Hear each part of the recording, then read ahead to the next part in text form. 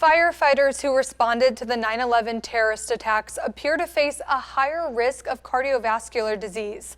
A new study published Friday in the Journal of the American Medical Association found firefighters who spent any amount of time working in the aftermath of the attacks and around the dust from the World Trade Center are at an elevated risk of developing heart disease.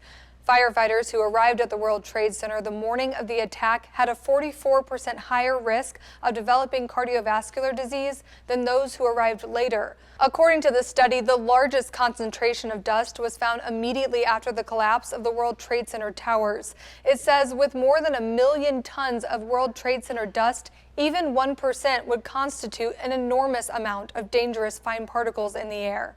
And firefighters who worked at the World Trade Center for 6 months or more were more likely to develop heart disease than those who spent less time at the site. But the study points out the James Zadroga 9/11 Health and Compensation Act of 2010 doesn't pay for medical care for these conditions. The New York City Fire Department says over 200 of its firefighters have died of illnesses related to the rescue and recovery efforts from 9/11. The study's authors say their findings show the continued need for long-term monitoring of the health of survivors of disasters.